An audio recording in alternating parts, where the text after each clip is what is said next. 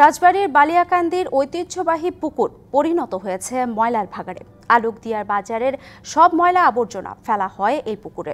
এতে দুর্গন্ধ ছড়িয়ে ভোগান্তিতে ব্যবসায়ী, পথচারী, স্থানীয় ও বাসিন্দারা।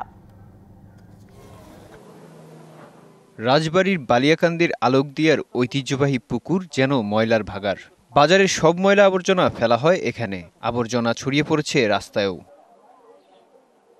দুর্গন্ধ ছড়িয়ে ভোগান্তিতে আশেপাশের ব্যবসায়ী, পথচারী ও স্থানীয় বাসিন্দারা। অভিযোগ প্রশাসনের কাছে একাধিকবার জানানোর পরও মেলেনি সমাধান।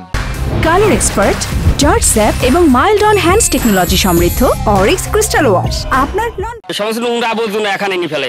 আসায় সমস্যা হয় এবং আমরা পাশের দোকানদারি করে এতে গন্ধে আসলে বসে থাকা কষ্ট হয়ে যায় আমাদের। এখানে ওই গাড়িও আসে না, ময়লা পরিষ্কার করার কোনো ব্যবস্থাও নেই। চেয়ারম্যানের কাছে বলছিলাম, তারপরে আপনার টিওনো সাহেবের কাছে বলছিলাম, তারা কোনো পদক্ষেপ নেয় নাই।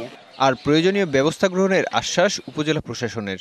হাটের পাশে যে পুকুরটা, সেই পুকুরটার বিষয়টা আমি শুনেছি। কত দ্রুত এখানে আইনানুগ কি ব্যবস্থা নেওয়া যায় সেই বিষয়টা আমি দেখব। ভোগান্তি নিরসনে দ্রুত পদক্ষেপ নেয়ার দাবি স্থানীয়দের। DBC news desk.